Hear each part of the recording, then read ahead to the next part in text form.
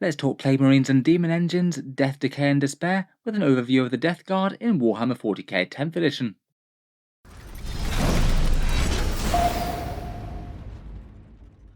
Hello and welcome back to Auspex Tactics, where today we're talking Death Guard, and today we're going to be doing a review of the whole faction in Warhammer 40k, talking through all of the rules from their launch detachment and their army rule, and then going on to review every single datasheet. Lots has changed for Mortarian's Nurgle Blessed Legion, though I must admit quite a lot of it perhaps not for the better. Obviously it's early days in 10th edition yet, but there is definitely a fair bit of pessimism around this index. I think it's safe to say that they will struggle against some of the top armies of the game, though whether or not they are truly right at the bottom perhaps remains to be seen at least a little bit. GW have confirmed that they're going to be doing points rebalancing once every quarter though. Even if the Death Guard really are struggling to compete in tournaments and things, hopefully the long war will see them out in the end, and it seems pretty likely that Games Workshop would reward them with some points cuts. In any case though, let's get into the index. In Index Death Guard we've got Nurgle's Gift. This is the whole army rule that is basically the same as the Contagions of Nurgle from 9th edition, debuffed enemy toughness when they're nearby, though they don't have any sort of whole faction durability type rule, just besides having the +1 toughness on most of their datasheets. Disgustingly resilient, I'm afraid, does seem to be gone. Their launch detachment is the Plague Company. This one has the Spread the Sickness detachment rule, which is all about infecting certain objectives. They remain under your control, and can give some debuffs to nearby enemies or help out the Death Guard with enhancements and stratagems. Talking of those, there's 6 stratagems and 4 enhancements, the standard amount for most 40k indexes, and then they're followed up by 30 odd indexes. A few new ones have appeared like a winged demon prince and an icon bearer, but a couple have disappeared as well, most notably the possessed.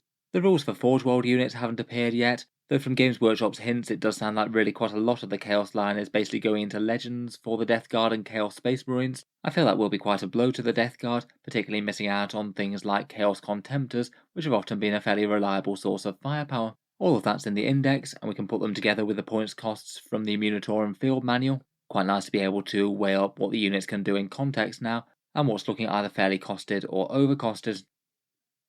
Jumping straight into it, here's the army rule in Nurgle's Gift. This one is basically an expanding aura of -1 toughness that issues from every single model in the army. Looks like basically everything gets this, including things like Chaos Cultists, perhaps some of the most likely things to not do so. This is the army rule that Death Guard will get, whether they're in one detachment or a different one. So when their codex drops, I'd expect some form of this in addition to multiple different detachment rules. As mentioned, it does really seem like it's the reincarnation of Contagions of Nurgle from 9th edition. Very slightly tweaked aura rules, with the first turn being a 3-inch range on the -1 toughness, the second turn being a 6-inch debuff, and then the third battle round being a 9-inch debuff. There are a couple of ways to make it bigger. As with before, it's not a stacking rule. Multiple copies of the same aura don't stack on enemy units, so it's only going to be a -1 toughness maximum. And I feel like in terms of units that it's going to affect most, it'll be most helpful against things that are lower toughness, things around T3 to T6, with those that you're quite likely to actually bring them down to be wounded on a better bracket compared with other ones, though it is going to be a bit haphazard with a -1 toughness and whether or not it's actually meaningful on any one damage and defense interaction. Overall, I do think that it's a good rule to have, but I feel like its power is a bit diminished in 10th edition. Perhaps the biggest reason is vehicles having fairly enormous toughness values now. Things that are toughness 12 or toughness 11 just really aren't going to care too much about -1 toughness. It's only rarely going to make the difference between a weapon wounding on one number versus another. Definitely feels a bit less impactful than when you were reducing toughness 8 vehicles down to toughness 7. I kind of feel it also interacts a bit badly with the lethal hits as well. Plague weapons have gained lethal hits, which is definitely a nice upgrade, but on the other hand, any time that you are getting a lethal hit, you won't actually care about the enemy's toughness whatsoever. So I feel like plague weapons and this, while they both work in different ways to make the wound rolls go off better, they do have maybe a little bit of anti-synergy. Overall, definitely not bad though. It should make a lot of foes a little bit easier to kill in combat, and also you can set up some shooting combos by trying to push an enemy unit into contagion range, and then they'll be a bit easier to kill with a lot of the rest of your shooting. Then we've got the Plague Company detachment. This one's the launch detachment for Death Guard.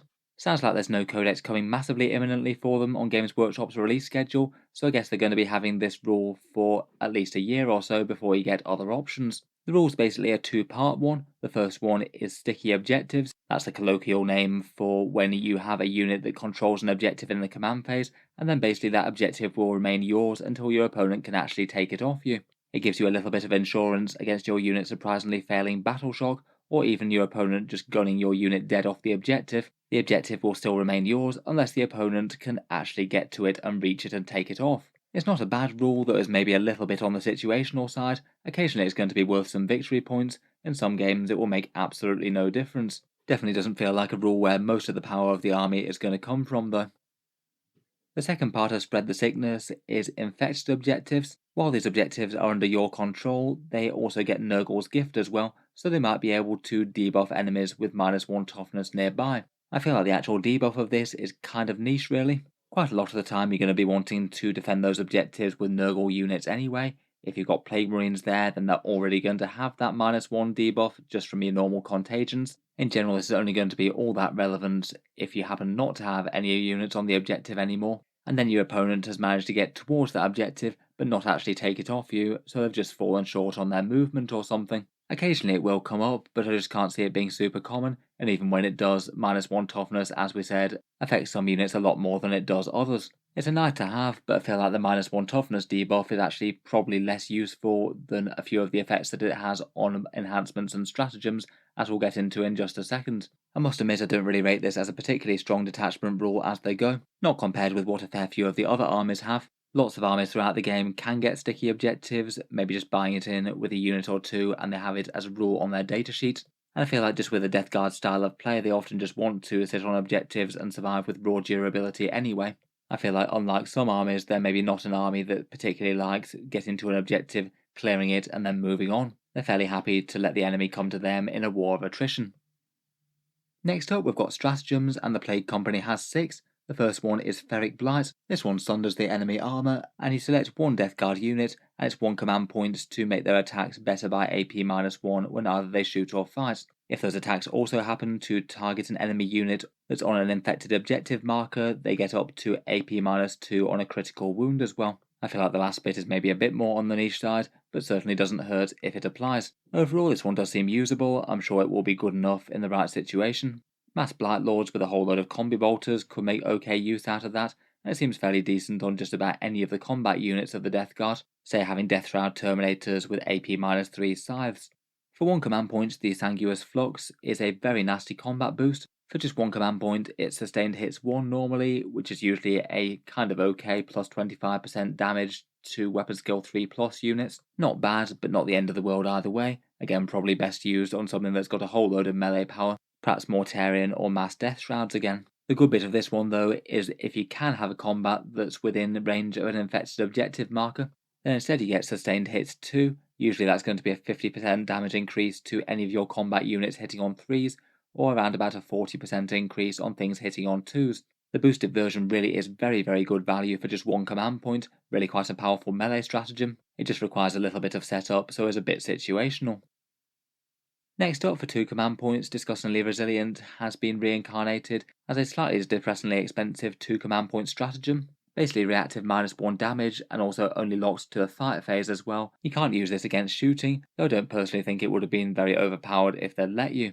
A bit pricey, but still could be worth it, say on a whole bunch of damage 3 attacks hitting Terminators, or a bunch of damage 2 attacks in general that will usually half their output. Could be quite a nice little extra tool to make the enemy just bounce off a big scary Death Guard unit holding an objective perhaps.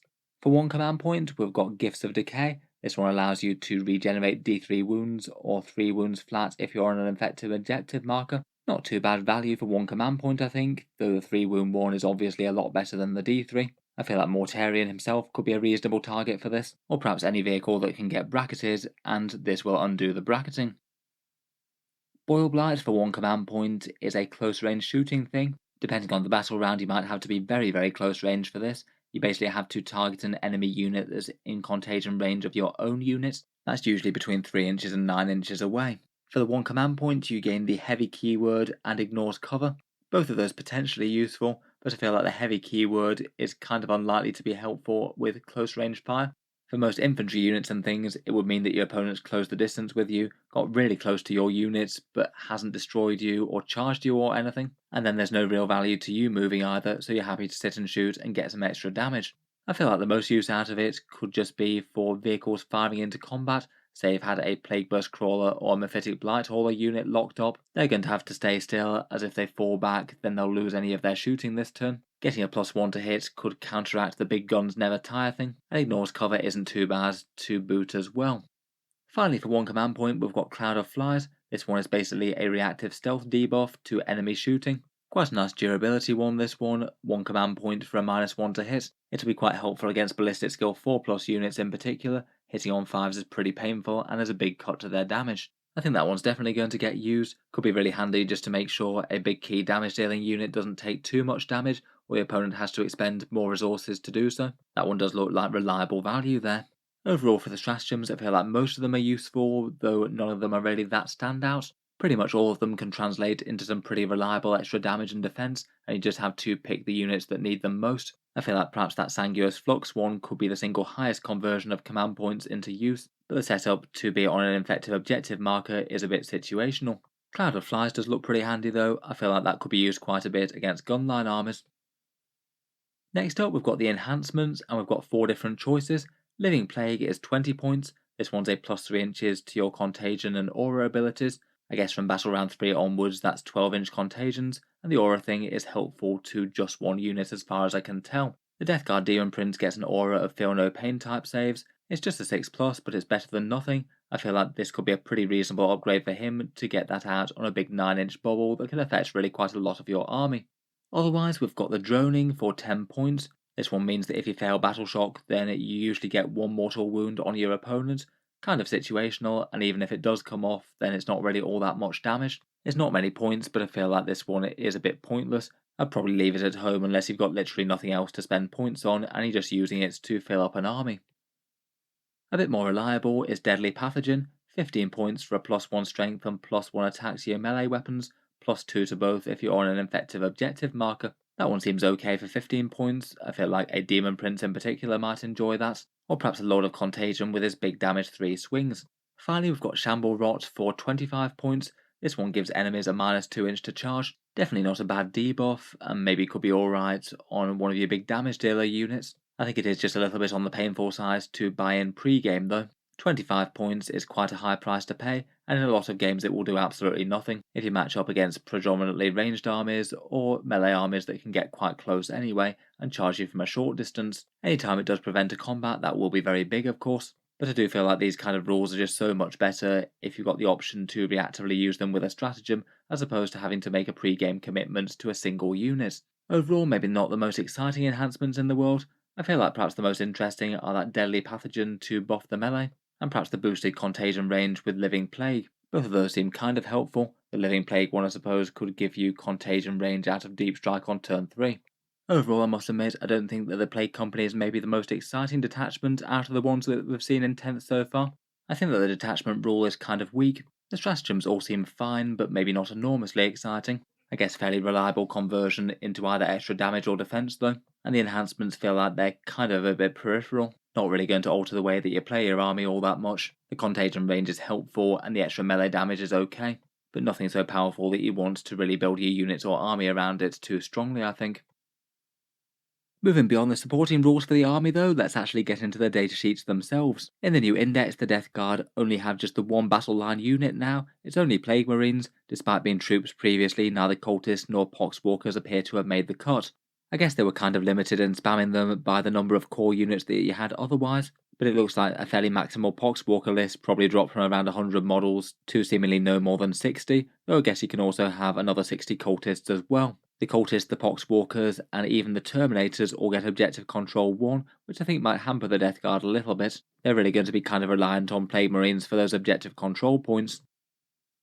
Otherwise, it looks like there's a couple of datasheets that's been added and a couple of datasheets that have been removed. New additions to the Codex are the Winged Demon Prince. He's now separate from the On Foot one. Kind of similar to the other Chaos armies, they generally have slightly different stat lines and different special rules. Also means that you could theoretically take 6 Demon Princes should you really want to, though that's probably quite a lot overkill. There's also a new unit stat line for a Death Guard Archon Bearer who was previously just represented by part of the Plague Marine unit. He has a similar sort of look and feel to the Space Marine Ancients in their index, giving extra objective control points to the unit. Cool to have another support character, though I must admit Death Guard aren't exactly struggling for them with the sheer amount of Virion members that they have. Otherwise, for removed datasheets, there's the Death Guard Possess, which are perhaps the biggest casualty of the index. I feel like this seemed kind of likely that they might go, given that they were absent from the World Eaters army list. Seems that the new big and chunky possessed for the Chaos Space Marines are for the Chaos Space Marines only and not for Death Guard. Must be kind of annoying for people who've already collected up units of those though, they're now gone from the index. Otherwise, looks like the Galapox Infected don't have any individual rules here. That's the Nurgle themed Kill Team datasheet, that just seems to be gone entirely unless they added it back in with a digital download again. And as mentioned before, Games Workshop said that a whole bunch of Forge World vehicles are going to Legends from now on. That'll be quite relevant for Death Guard losing options like the Leviathan and the Contemptor, at least for slightly more competitive games. I feel like the Dreadclaw Drop Pod and the Terrax Pattern Termite as well, they'll also be casualties that are felt. Otherwise, there were quite a lot of other datasheets that I was kind of wondering whether they'd survive the transition into 10th. World Eaters with their codex didn't have options for generic cultists or the standard Lords and Sorcerers and Terminator armor. Seems that all of those still remain for the Death Guard at least. No more losses out of those generic Chaos options. It's only the Possessed that didn't manage to survive. Finally, there are just a couple of things that are common to really quite a lot of Death Guard datasheets. The big one, as mentioned, does seem to be that Disgustingly Resilient is completely gone. No more -1 damage just baked into every single datasheet. Most units don't have the option for a Feel No Pain. For the majority of units, it seems that the only advantage over other armies that the Death Guard get is slightly increased toughness, like Plague Marines being toughness 5 and the Terminators being toughness 6. Even that, though, is just putting them back in their place compared with regular Terminators, who also went up to toughness 5 and even got the 4+ invulnerable save now. The Demon Prince can give a Feel No Pain type aura, which I suppose could give you another layer of resilience there. And at least a few of the Terminators did seem to drop in points cost to reflect this, but quite a lot of other things that had disgustingly resilient, say like vehicles and things, they seem to have gone up, not down. Otherwise, the other really big major change for the index is that plague weapons are now lethal hits rather than re-rolling 1 to wound. That does seem like quite a positive change for the Death Guard, I think. I feel like lethal hits is quite appropriate for them, very much grinding the enemy down in a war of attrition, and even their small arms and things being able to chip away at really big stuff over time. Quite a lot of the weapons that didn't have plague weapon have now gained the lethal hits anyway. Things like their bolters and combi bolters have lethal hits, so that's kind of handy. It should allow most of their army to at least chip in against vehicles and things. The mass spam of lethal hits with bolters and things definitely isn't going to be as efficient as actual dedicated anti-tank guns still.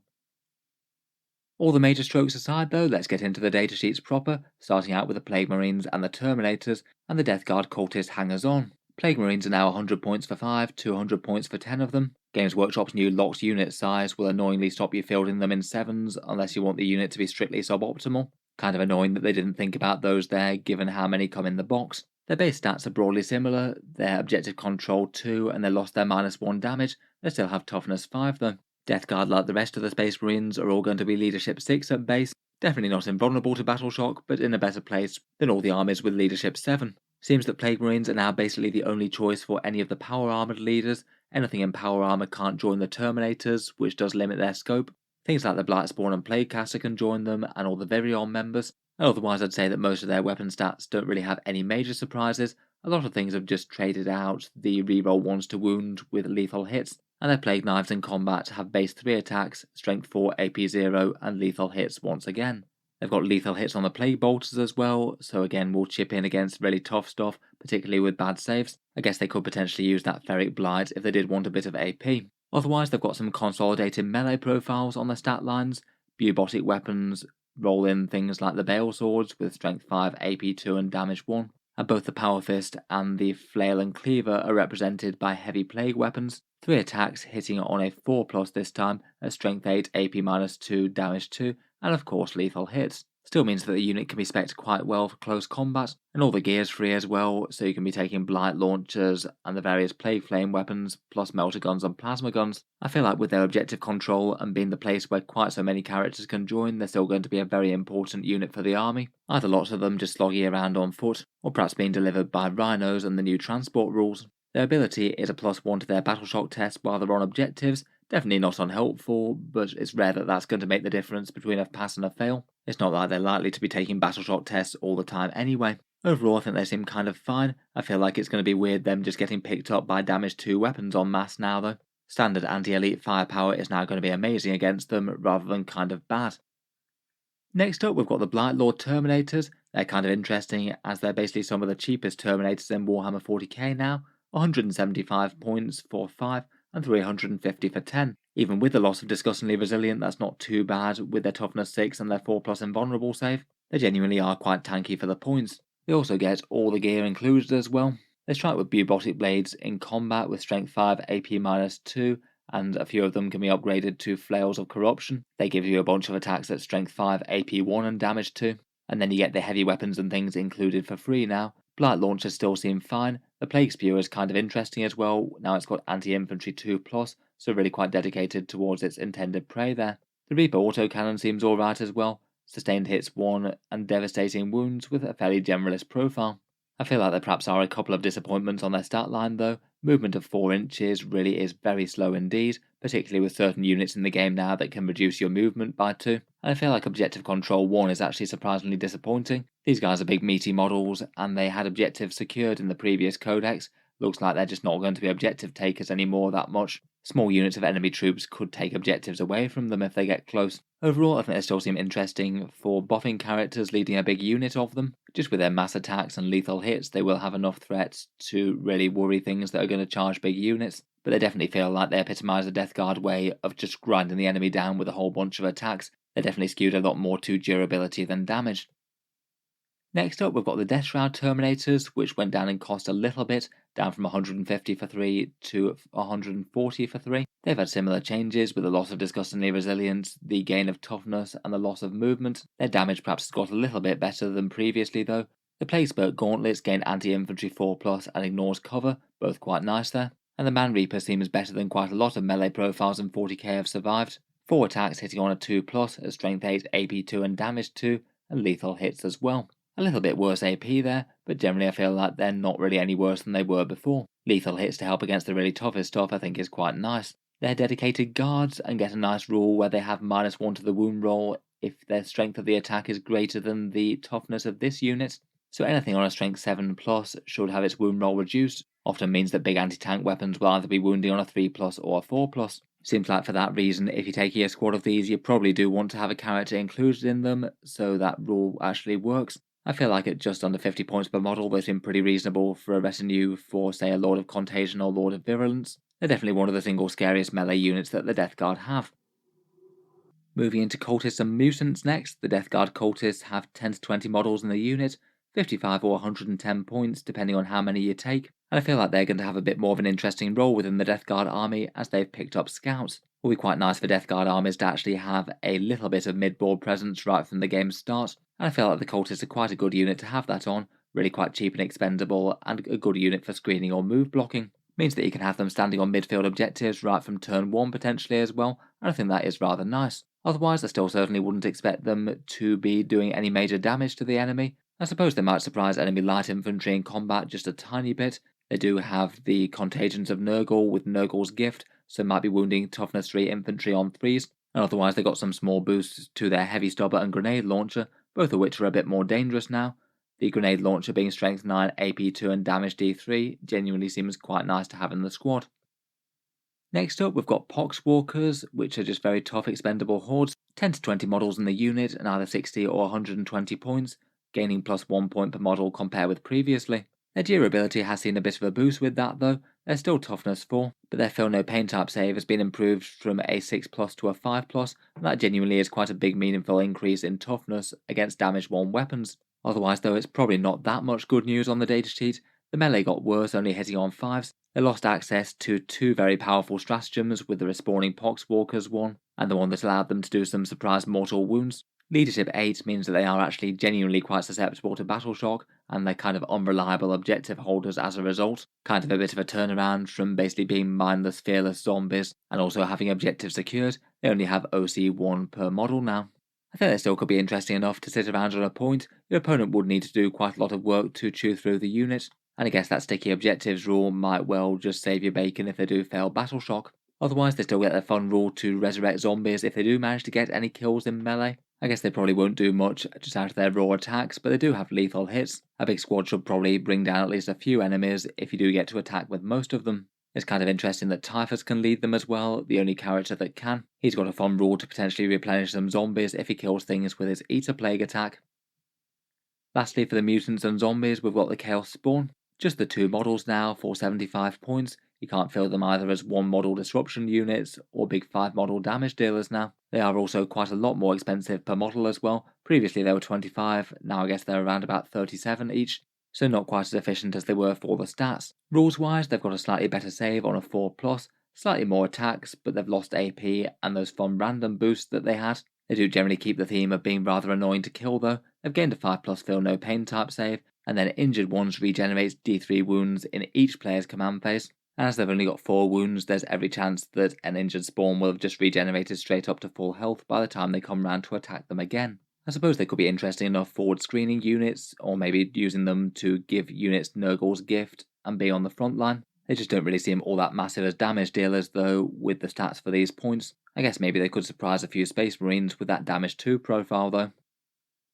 Demon engines next, and first up we have the featured bloat drone, 135 points, plus 20 from where it was before. As with most vehicles in 10th edition, it's seen a bit of a glow up to its defensive profile, up to toughness 9, 10 wounds rather than 9, a 3+ save and a 5+ invulnerable, but of course on all the vehicles disgustingly resilient will be felt once again. The bloat drone in particular won't really like the change to the new fly rules as well. Previously this could have been just basically ghosting straight through terrain, now it will need to go round ruins or over them, and with 10-inch movement, going over probably isn't an option most of the time. Weapons wise, the heavy blight launcher I think has got a bit better. This is up to strength 8 and lethal hits now, up from strength 6 before. Seems very solid against Space Marines and can still put in some damage against enemy tanks I suppose. The play spit has gained anti-infantry 2+ and ignores cover now, and the flesh mower, which often tended to be the most popular choice, has been slightly toned down, a couple fewer attacks and has less AP, but again picking up lethal hits isn't the worst on that thing. The special rule for the featured bloat drone is to fall back, shoot and charge,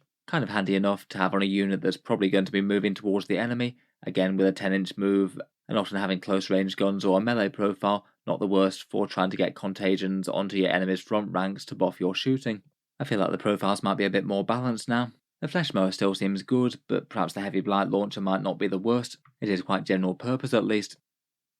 Next up we've got the Mephitic Blight Haulers. These were 115 points per model, previously 110, so round about the same. Pretty much similar changes to the bloat drone. Toughness 9 and 10 wounds, but no disgustingly resilient. For the weapons, again things are fairly similar. The multi-melter's got shorter range, and the biospurts had a bit of a side graze, getting 3 attacks but losing strength and AP.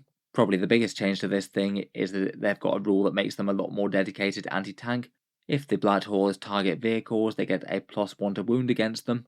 A very nice boost on a bunch of anti-tanks that are strength 9 and might struggle to punch up against toughness 12 things. Maybe just a little bit annoying that it doesn't apply to monsters as well though. Means that against things like the new Tyranids, they're not going to be quite as interesting. Overall they do seem like at least fairly efficient ranged anti-tank, but they are going to have to get pretty close to use that multi-melter. There won't be much point to them unless you can get within 18-inch range at the least, and preferably 9. The Plague Burst Crawler is 175 points base. This one's toughness 10, a 2+ save and 12 wounds, so still is fairly tanky. If anything though, I feel like the toughness 10 is actually surprisingly low for this thing, given that it's Death Guard and was toughness 8 before. I feel like perhaps at least an 11 might have been good for this one. I guess low AP things are going to struggle against it really quite a lot more though. It will rarely be using its invul save, besides against things like melter weapons. In terms of its own shots, the Plague Burst Mortar has now got D6+3 shots, strength 8, AP -1 and damage 2. Not too bad to at least semi-reliably chip a few wounds off an enemy target, and if it happens to be shooting infantry, then they have to take a battle shock test as well, which could be kind of handy to hand those out, perhaps particularly in combination with one of the debuffs on the Virion. Otherwise it does bring a decent amount of dedicated anti-tank if you want it, 2 shots with the entropy cannons at strength 10 AP3 and damage D6+1, they get lethal hits as well. They have dropped quite a bit down to 24-inch range though, and I feel like that's kind of at odds with the Plague Burst Crawler generally wanting to stay back a bit. Otherwise the Plague Spitter's picked up the anti-infantry 2+, it's got the option of the 2 small guns as well, and overall just seems like an interesting combo between a bit of ignores line of sight and a bit of anti-tank. I feel like it's probably still usable at the points cost, particularly if handing out Battle Shock and paying a bit of a premium for indirect. 175 points is a lot less exciting than it used to be though, particularly with it perhaps not feeling quite as tough as it used to with the -1 damage going. Moving on, let's take a look at a fair few of the Chaos Space Marine vehicle units that have been pinched by the Death Guard for plague-giving duties. For the most part, these are really quite similar to the ones in Codex Chaos Space Marines or Thousand Suns, but it looks like they're trying to keep the Hellbrutes a little bit more distinct, and they seem to have different rules depending on the army. Death Guard Hellbrutes still move quite slowly, going 6 inches, but they get a toughness of 9, a 2+ save, 8 wounds, obviously no -1 damage, that one being a bit more of a trend for Dreadnoughts game wide though. Not terrible durability for 155 points, though perhaps a little bit lower than the Demon engines perhaps. As with the other patterns of Hellbrute, it's had a fair few minor alterations to various different heavy weapons. The 10th edition shorter range multi-melters, autocannons going to strength 9 and damage 3, the twin las cannon being strength 12, reroll wounds and damage d6 plus 1, and the Hellbrute plasma cannon is still stuck on overcharge mode and is still generally quite decent and will quite enjoy the 10th edition blast. I do quite like the way that Death Guard heavy bolters appear to have become plague heavy bolters as well. They seem to have acquired lethal hits like the rest of the lethal hit weapons. With the combat weapons, you've got a bit of a choice between just speccing it either for anti-tank or anti-infantry. The Hellbrute hammer hits on a 4 with a big d6 plus 1 but strength 14. I'd probably rate that as just a little bit better than the fist, though that will be a little bit more efficient against things like Terminators. Perhaps the most interesting things are its special rules though. When it attacks enemies, it infuses enemies with the Blessings of Nurgle, basically makes them count as being in contagion range until the next command phase, so a lingering -1 toughness on them, and that's quite nice as you could ping it at something that's really quite a long way away. In general, I feel like that's a lot more useful in the shooting phase compared with the fight phase. Means that you could potentially use some long range shots from the Hellbrutes to basically reduce the toughness of something that the rest of your army is going to shoot at, something that you couldn't quite get into the contagions. Otherwise, in combat, it gets some mortal wounds on the charge, a 2+ for d3 of them, and on paper that seems quite scary if you combine it with tank shock. Unless Games Workshop decides to errata that at some point to not work on walkers, this guy's quite likely to pretty much automatically get 6 mortal wounds out of one command point there, so well worth charging with if you can get anywhere close. Overall seems usable enough, probably just genuinely most terrifying with the Hellbrute hammer and using the tank shock stratagem as much as everything else that he does though. Next up we've got the Land Raider, 250 points and a transport capacity of 12, Terminators still count as 2. It's had the same changes as other Land Raiders in the game, going up to T12 with 16 wounds, and the las cannons being some fairly decent extra anti-tank to put into the army, 2 attacks at strength 12, AP3 and damage d6 plus 1 on the sponsons, fortunately getting 2 shots and not twin links. It's still not quite as efficient in terms of raw anti-tank as other units though. In general, you'd still want to get use out of both the transport and the shooting profile, though that's something that could be a bit more easily done now it can actually fire out of combat and doesn't get its guns ruined by some cultist tagging it or something. The Land Raider special rule allows you to deliver things to combat really quite easily, getting assault ramp so you can move 10 inches, get the squad out 3, and then charge maybe another 7 inches on average. 20-inch average threat range, really quite good for Death Guard who are a slow faction, and that might well be necessary. I feel like Death Shroud Terminators maybe seem like one of the best things on paper to use that with, get them actually in the enemy's face so they need to deal with them and can't just ignore them. It is kind of a shame that you can't fit 6 of them plus a character in the hold though. It would just be the squad on its own, or just the 3 of them and a character and waste some transport space. I do feel like the Land Raider is kind of interesting for a faction that moves pretty slowly. Definitely doesn't feel like it's as far behind the other things though, now that nothing as disgustingly resilient, so this thing is fairly on par toughness wise with a lot of the Demon engines. Next up we've got the Death Guard Predator Annihilator, 130 points, gets 1 big twin linked las cannon with strength 14 on the top, and 2 las cannon sponsons on the sides most likely. I guess if you want the sponson heavy bolters, then the Destructor might be a bit better. Again, they're fun plague heavy bolters with the lethal hits. Overall, it seems decent enough anti-armor for 130 points. That is at least reasonably cheap for toughness 10 and 11 wounds. The Predator gets a special rule where you get to re-roll damage results of 1 against monsters and vehicles. That could definitely be a way to save you command points there, and just makes it a bit less likely to whiff. Seems like Predators could genuinely be a fairly interesting source of anti-tank now, though it doesn't really feel like this does a lot different to things in other factions. I guess maybe might be a bit more efficient against toughness 12 vehicles if you can get them in contagion range. The other option is the Predator Destructor. This one's autocannon gains some more shots provided it's within 24 inches. It's got 4 shots based on the autocannon now, or strength 9 damage 3, and it's rapid fire 2 within 24 inches. The Destructor special rule is that it gets AP-1 better against any infantry you might be firing at. That does seem quite solid on the autocannon and heavy bolters, all blazing away with AP2, and it could be pretty helpful on the Havoc launcher and maybe a combi bolter on the roof as well. They can chip in a little bit of extra damage as well. I feel like in general Death Guard maybe don't struggle as much for anti-infantry compared with anti-tank though. I feel like this one might be a bit overshadowed, particularly costing more than the Annihilator. Next up, we've got the Defiler, which I think has quite a fun profile, but is just very, very expensive in points. 205 for a toughness 10 demon engine with 14 wounds. That does put it a lot less durable than the other Death Guard demon engines per point. The Defiler's got really quite a lot of weapon options, all of which have seen various different small changes based on the 10th edition changes. Maybe the most notable is to the Defiler cannon, which is now d6 plus 3 shots at strength 10, AP 1 and damage 3. Basically the same profile as the Guard Battle Cannon now. It'll still be fairly solid against most targets that. Perhaps the other really notable thing is that it's pretty fearsome in combat against monsters and vehicles now with those claws. 5 attacks at strength 16, AP 3 and damage d6 plus 1. That's really quite a serious combat profile that most enemy vehicles just won't be able to ignore. Otherwise, its special rule is that it can scuttle over friendly monsters and vehicles and over terrain that's less than 4 inches in height. Still, though, the scope for that might be a little bit on the limited side given that it's only movement 8, and that's not all that much on a unit with an absolutely massive profile. Overall, based on these stats, I feel like 205 points is probably just a bit too much for me. If you can find a way to keep alive and damage dealing for the majority of the game though, I feel like it does have the weapons and guns to make it count.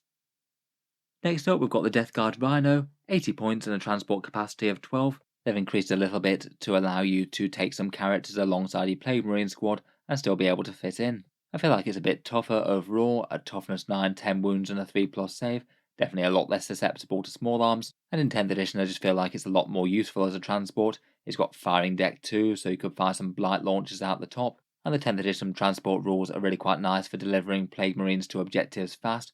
Move up the 12 inches, get out 3 inches, get lots of objective control points all over the objective, and open up with your guns. The top guns are still included within the points cost. It gets that Havoc launcher and a Plague Combi Bolter, so again we'll chip in a bit of fire against enemy infantry. And otherwise it does have auto repair, so you regenerate 1 lost wound per turn, and can spread Nurgle's gift as well. It's maybe not a bad unit to do so, seeing as it might be kind of expendable once it's dropped off its cargo. I feel like Rhinos have got more tempting with Plague Marines in the new rules, definitely helps overcome their low mobility. The extra transport capacity, firing deck, increased toughness value, and the new transport rules to move and then disembark, I feel like are all big things in its favour when it stayed a similar sort of points cost. Finally, before we get into many Death Guard characters, we've got the Miasmic Malignifier Fortification. This thing's 115 points, so a massive plus 50 on where it was before. And it's still a fairly tanky fortification with toughness 10 and 12 wounds that weirdly can deploy in the midfield with the Infiltrator's special rule. Its little shooting attack has got a bit less exciting, still 2d6 hits at strength 3 though, so it's reasonable enough against light infantry. The main reason that you bring it though is for the Putrescent Fog special rule. This means that Death Guard units wholly within 6 inches of it become -1 to hit. It's definitely not a bad debuff. I guess it would be handy enough for protecting a unit that's on an objective, I suppose. Deploy this nearby an objective and then move your units up to take it. It's perhaps going to be a bit easier to coordinate infantry getting into that aura though, as opposed to tanks and vehicles. It also operates a bit like Battlefield Debris does in 10th edition as well. Any models that are partially obscured by this gain the benefit of cover, but that could both work with you and against you. Otherwise, it's just a bit less interactive than some other units in the game. It's got Objective Control 0 and the Fortification melee rules. That means that even if your opponent charges the fortification, then you can still shoot them even though they're in melee with it. It means that you can't use fortifications to hide in combat as you might have been able to do in 9th. Overall, I'm just not sure that a -1 to hit is really going to be worth 115 points to a Death Guard army, perhaps particularly not when you can pick it up with stealth for 1 CP on an important unit anyway. I just feel like it probably needs to do a little bit more than that to really justify its inclusion versus, say, another Blight Hauler or something.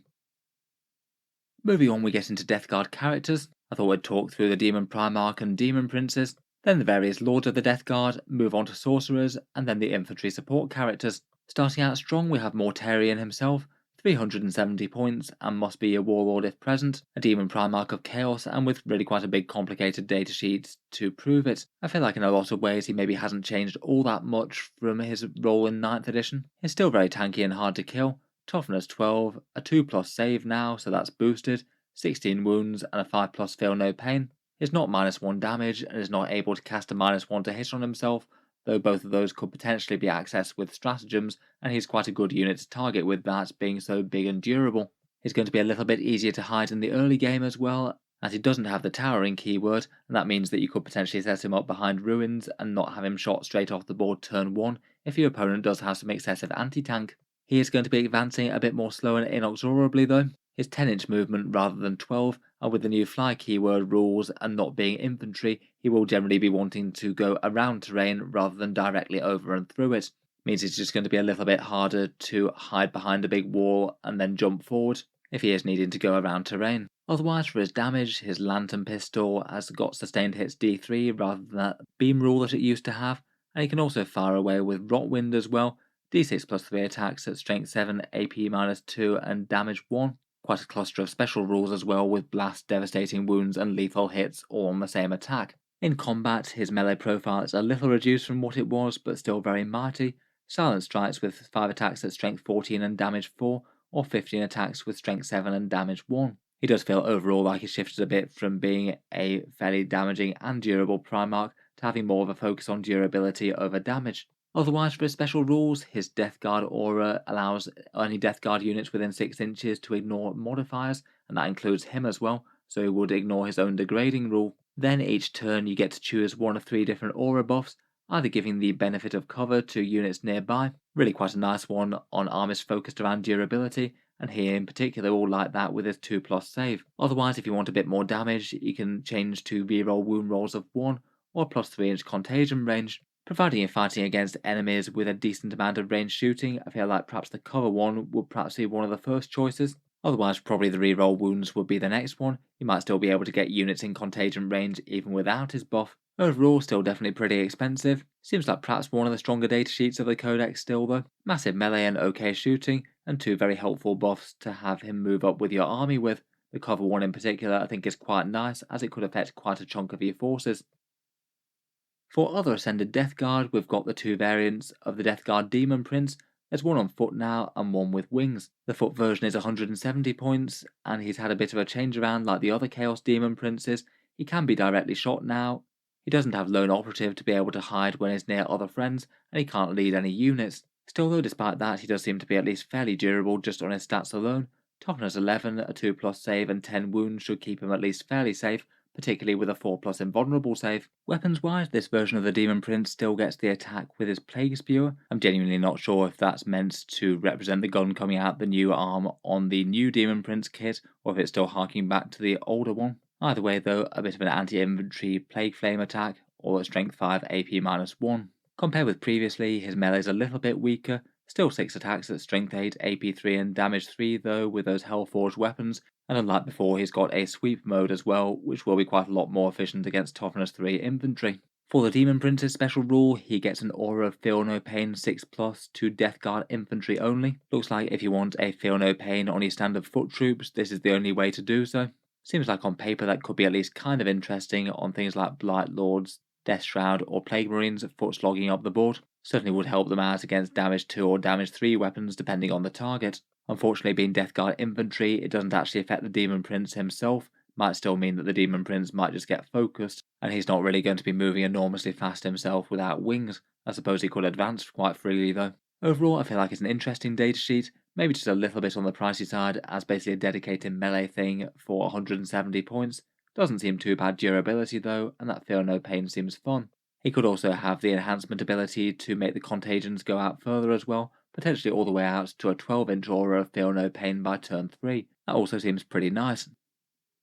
Otherwise, we've got the Demon Prince with wings. He loses a pip of toughness, but still has the 2+ save, moves 11 inches with fly, but rather unfortunately seems to absolutely pay through the nose with this, going up to a big 215 points. I feel like previously that sort of points differential might have been enough. With the current fly rules though, he really does lose a whole load of manoeuvrability compared with what he had before. He'll still need to go around terrain and things, and I feel like for 45 points extra that does feel like a fairly brutal increase. Combat wise, his stats the same as the other prince. He loses the aura of Feel No Pain for a couple of different rules though. In particular, he really wants to be charging the enemy rather than the other way around. When he's on the charge, his weapons gain devastating wounds, which will help out against some targets, and the unit that is charged must also take a battle shock test as well, which could mess around with the units interrupting or using CPV rolls or defensive stratagems. Overall though, just seems very pricey for what he does. I think 215 points is just a bit too much for a dedicated melee thing that your opponent could just shoot down with anti-tank. Into the Lords of the Death Guard next, and first up we've got the Lord of Virulence, 115 points, and the Terminator Lords can lead either the Blight Lords or the Death Shroud, but not the Plague Marines. The Terminator Lord variants have all seen similar sort of changes to the Terminators, toughness 6 but only a 4-inch movement, and as with everywhere losing the -1 damage. In combat, the Lord strikes with 5 attacks at weapon skill 3+, with a power fist hitting at strength 8 and damage 2, as it's a heavy plague fist rather than just a regular power fist, it gets lethal hits as well. The plague spear has perhaps fallen victim to twin linked a bit really, would have been a lot more interesting if it had just get double the shots, but it's anti-infantry 2+ and twin linked as well. Maybe a little bit redundant against infantry, given that you're going to be wounding them almost all the time anyway. The Lord of Virulence gets 2 main buffs. First up, re-rolling wound rolls at range seems rather nice for Blight Lord combi bolters, the Blight Launcher and the autocannons. Perhaps particularly the autocannons fishing for the devastating wounds maybe. I guess their shooting could be at least fairly worrying if you use that Ferric Blight on the enemy with the AP -1. Otherwise, he's a bit of an artillery commander as well. If Death Guard blast weapons target anything that he can see, you get to add +1 to the hit roll and also ignore cover. Basically, it means that if this guy is around, then the Plague Burst mortars are a lot more efficient. Even if they're firing out of line of sight, then they'd still be hitting on AP -1 effectively, and still be hitting on a 3+, not a 4+. Kind of nice with that rule, seeing as it actually reflects his lore. That was his fluff when he came out, but weirdly he didn't really do much for the big guns. Overall, he seems interesting enough. An okay personal stat line, though maybe just doesn't really seem directly aligned with what the Terminators normally want to do. They tend to be a bit more efficient in combat rather than shooting, but I guess with a big massed up unit of Blight Lords you could make them a bit more dual threat. If you are going heavy on the Plague Burst mortars, it makes them a lot more tempting. Otherwise, there's the Lord of Contagion for 100 points, again can lead the Terminators, and his combat's a lot more solid than the Lord of Virulence still. A great big Plague Blaze that hits on 2s with Strength 8, AP 2 and Damage 3, has a sweep mode as well, but does miss out on that Twin Plague Spewer. His special rule amps up Terminator melee, you get to just reroll hits in melee straight out, perhaps a buff that's a bit more in line with what the Terminators generally want to do. And I feel like it's going to be particularly interesting alongside lethal hits if the Terminators are trying to punch up and take down something that they're wounding on a 5+ or worse. Just reroll everything on the hit rolls, get as many 6s as possible on auto wounds, and he's still going to hit with a fair few of the rest. Overall, he basically feels like the Combat Lord, very nice for a scary Terminator block and actually dealing some solid damage to the enemy, and if his guards do get killed and he starts to take damage as well, then he does deal some mortal wounds in return, which I guess is a fun nice to have. If you reach that point where he's taking a lot of damage though, then he's probably in trouble anyway. Seems fairly nice for 100 points on either of the Terminator units, provided there's a fairly big squad. Otherwise, we've got the Death Guard Lord in Terminator armor. He's just 100 points, the same as the Lord of Contagion. He does get basically the exact same stat line as them now, 6 wounds, toughness of 6, and a 4+ invulnerable. A choice of different combat weapons as well, maybe the Plague Fist like the Lord of Virulence seems to be the best, and he does get a little bit of shooting as well, but not as much as the Lord of Virulence does.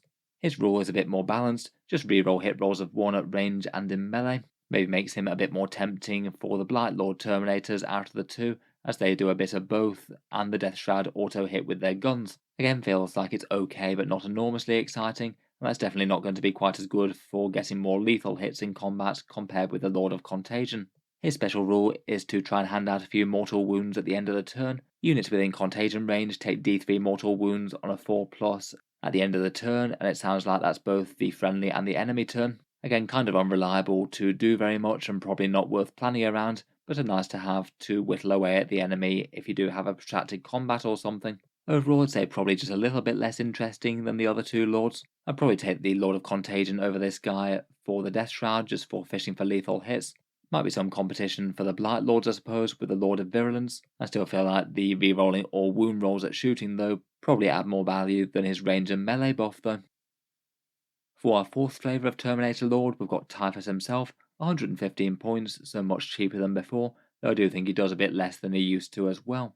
He strikes with a mastercrafted Man Reaper that gets a bit of a bonus compared with the Lord of Contagion standard one, strength 9 rather than strength 8. And his special abilities are -1 to hit in melee, which I think is a bit underwhelming, though doesn't hurt on the durability front, but he combines it with at least a fairly devastating psychic attack, a 2+ to cast the Eater Plague, usually d6 mortal wounds on your enemy, or d3+3 on a big roll of a 6. That genuinely is really quite a serious shooting type attack there, although he can fire it even if he's in combat. Kind of an interesting proposition that rather than buffing the squad too much, he just generally deals out a whole bunch of damage. Usually buffs often tend to win in that sort of scenario, but d6 mortal wounds on a 2+ is very nice indeed, turn on turn. He's kind of interesting in that he's also got the option to lead some Poxwalkers into battle as well. I guess that happens as he spreads his Harbinger's goodness to the galaxy. They could be an interesting sort of retinue for him, and he could actually make their damage output fairly scary in combat just with his own personal melee stats. Plus, if he kills things with the Ether Plague, then that allows him to regenerate Poxwalkers too. Overall, seems a kind of fun little composite unit that, at least on paper, he does seem kind of fun walking around with 20 Poxwalkers in tow for like 235 points, and just treat all those Poxwalkers as ablative wounds with objective control. Finally, for the Death Guard Lords, we've got the standard Death Guard Chaos Lord. He's 75 points and can lead Plague Marines. 25 points less basically just takes away his Terminator armor, and I guess the option to buff a slightly better unit, but otherwise beyond that he's basically just got the same rules as the Terminator Lord, reroll hit rolls of 1 for the unit, plus the same mortal wound rule. Doesn't seem too terrible, the reroll ones is a little bit whatever, but he does have a kind of okay combat profile, a whole bunch of power fist attacks hidden in the units, making them a lot more dangerous in melee. He will get to reroll the hit rolls of those with his own hit rolls as well, which I think is kind of nice. He really does have a lot of competition for leading Plague Marine squads though, he's got all the rest of the Virion units to contend with. Besides the Lords, we've also got 2 Sorcerers as well.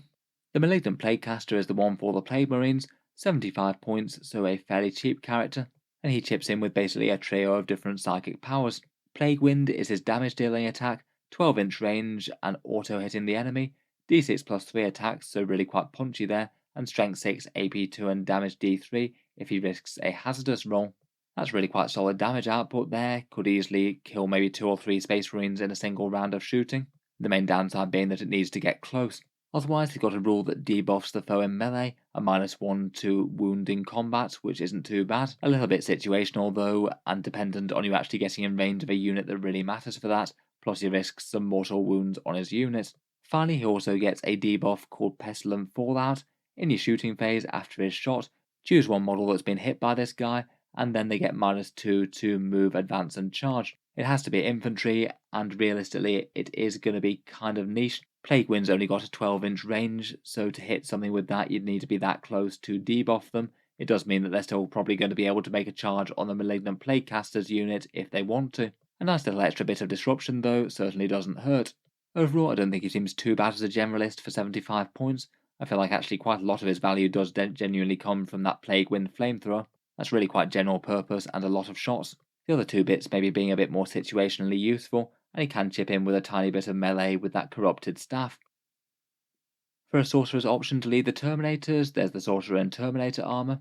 He's got a similar sort of defensive profile to the big Lords. He does get fewer attacks though, and only 5 wounds, not quite as much on par in terms of combat stats. His attacks are a psychic shooting attack called Curse of the Leper. If you use the hazardous profile, then it's 2d6 attacks at strength 6, AP 2 and damage 1. A bit longer range, but it doesn't auto hit, and it's only damage 1 as opposed to damage d3. Definitely less punchy, but being able to fire at longer range does have its advantages. Otherwise, his psychic power is Putrescent Vitality. This one gives your squad a -1 damage applied to it in melee, so I guess this one's really quite a nice option to using that disgustingly resilient stratagem for 2 CP, and brings that rule back to your Terminators in combat. I think that's fairly solid given their tanky defensive profile. You're usually going to want to attack them with multi-damage weapons, and anything that's damage 2 or damage 3 will get hurt by that quite a bit. Again though, it's a bit dependent on your opponent actually wanting to charge you, this won't help you at all against gun lines. Finally, he's got a rule called the Pestilent Familiar. This one allows you to basically get a little bit of a better combat attack once per game. His melee weapon gets a bit better, getting +2 strength, and perhaps more importantly +2 damage, means that you could be striking with a damage 4 Plague Fist for example. Still only 3 attacks, so it's not going to change the world, but it could give him a pretty powerful one-time punch against tanks the first time that your squad gets engaged. Overall, perhaps feels a little bit less reliably useful than the Death Guard Lords. Not a terrible extra shooting attack though, and some good -1 damage melee protection. Plus he does add basically an extra Terminator to the unit with his own combat threat. Finally, for the Death Guard characters, we get into the infantry support characters, the ones that were defeated Virion before, but they don't seem to have any keyword with that this time round. 10th edition doesn't have many arbitrary army construction rules to get in the way, so you can basically just take as many as you like. Starting out, the Noxious Blightbringer is the one who helps your movement a bit and has a bell that depresses the enemy. His main special rule is to allow you to reroll advance and charge rolls a little bit more mobility for your squad, and not too bad for a combat Plague Marine unit. Maybe could save you a command point or two re-rolling a charge. Otherwise, the bell that he has gives you quite a decent debuff to Battle Shock, -2 to leadership and Battle Shock tests within contagion range of the Blightbringer. You do have to be up fairly close and personal with that, but I suppose it could give you an interesting 1-2 punch with Plague Burst Mortars handing out a Battle Shock test to enemy infantry. Perhaps stop your opponent using any pesky stratagems on the unit that you're about to charge later on. That does seem more reliable than most Battle Shock mechanics that you can hand out, and it definitely would be kind of good if your opponent had any depleted units that needed to test as well. Still though, you do need to be at least kind of close for that to come off in the first place. All these Virion characters can be doubled up with another character leading the unit as well. Could be another Virion character, or I guess your other options would be the Malignant Plague Caster with the Psychic Shooting, or the Death Guard Chaos Lord for his rerolls. Next up, we've got the Foul Blightspawn, who I think still looks interesting and is really quite cheap at 55 points. He attacks with his Plague Sprayer still, again a very punchy flamer attack with a 12-inch range, strength 7, AP 2 and damage 2. This one's also picked up ignores cover and anti-infantry 2+, really going to be quite threatening to the right target there. He's kind of kept the same sort of flavour of rule as he had before. He grants the unit fights first when they're charged, a much bigger deal in 10th edition than it was in 9th, as it does mean that usually you're going to be able to select this squad to fight before the enemy squad gets to. Very much feels like he's keeping his old tricks, can make the Plague Marines really quite hard to charge for certain enemy units, though it could be argued it's a little bit less impactful than it was before, as it won't debuff any charges for nearby units. Overall though, I think for 55 points he probably does enough to justify himself. The Plague Sprayer is quite good, and fights first is very nice for a combat unit. The Biologous Putrefier I think has seen a bit of an improvement in this new incarnation. He's 60 points and again attaches to Plague Marines, and again he just seems like really quite a useful character for his cost. His Hyper Blight Grenades are a bit more dangerous now, you can actually throw them at 12 inches rather than just 6, and now they're Strength 5, AP 1 and Damage 2, as also with the Assault and Blast keywords. Still not exactly squad destroying, but they should actually lend a pretty reasonable hand against 2 wound infantry. Space Marine Intercessors will be a good target for them. His Injector Pistol still needs to be very close, but it's a flat 3 damage against everything now. And he gives you 2 further buffs, a 0 CP grenade stratagem once per game, which looks like it will be pretty excellent with a squad that's just jumped out of a Rhino to get close enough. That'd usually average around about 3 mortal wounds, never mind his own grenades and the squad's shooting. And when the squad is shooting, it grants all weapons lethal hits, and all those lethal hits go off on a 5+ as well. That seems seriously nice for punching up against any tougher targets, particularly with bolters, but it also means that you get lethal hits on plasma weapons, and this rule applies in combat as well as at range. It would help out their plague knives and heavy plague weapons auto wound on 5s. Overall, I feel for a buffing unit he's probably the best in the book for just 60 points. Looks like he could be well served jumping out of a Rhino alongside a squad of Plague Marines and lighting them up with Hyper Blight launchers, free grenade stratagems, and the rest of the squad shooting auto wounding on 5s. Next up, and also probably auto-include territory somewhere in your army, is a Tallyman. 55 points, can lead Plague Marines, and he still justifies a fair amount of his points cost I think by farming up command points, roll 2d6 and try and get a 7+ for 1 CP each of your command phases. Should average around about 3 extra command points over the course of the game that. Otherwise again he's just a very solid buffing character. His malicious calculations give you a +1 to hit when he's leading a unit, both when you're shooting and when you're fighting. To be fair, he probably gives the Biologist Putrefier a run for his money in terms of the damage buff there. He doesn't chip in quite as much personally, though he does have a Infected Plasma Pistol with a sustained hits D3 now. I feel like if you did just want an extra dangerous Plague Marine unit, you could even maybe combine him with the Putrefier. The only thing is that you probably do want him on the board most of the time. He wouldn't be able to farm up the command points while he's in a Rhino. Next up, we've got the Plague Surgeon, who's 65 points, a little bit more than some of the others. He's got some okay melee with his Bale Sword at strength 5 and damage 2, will contribute a bit against elite infantry there, and his main thing is to revive 1 dead model. Basically a Plague Marine restored to the unit for free each of your command phases. This does kind of bang on the Plague Marine squad not getting wiped out in the first place I guess, and while that is a very good rule, I feel like just 20 points restored to the squad per turn maybe isn't quite as obviously amazing as say if you could lead Terminators. If he manages to do that just once per game, I feel like it's perhaps so-so. Ideally, he'd need to be getting it off more than once. On top of that, he can help out other Death Guard characters as well though. If he's nearby a Death Guard infantry character that gets wounded, then he can restore 3 lost wounds to them. I guess perhaps the issue with that is that usually infantry characters aren't normally going to be just running around all by themselves, they're usually going to be leading units, so if they're starting to take damage, their bodyguards are dead already, and they might be for the chopping block next turn even if they heal a bit. Could help out against snipers though. I think that he would be able to use it on himself as well if he did have his bodyguard shot down and he needed to restore some damage. Overall, I'd say he seems like an okay upgrade for a big Plague Marine squad. He will help out with a little bit of damage of his own. I feel like really his value though it will be dependent on the squad getting injured but not killed multiple times over. Finally and lastly for the support characters we have the new datasheet, the Death Guard Icon Bearer. Previously just an icon of Nurgle within the Plague Marine units, now he actually is an own independent character, kind of in a similar sort of way to the Space Marine Ancients.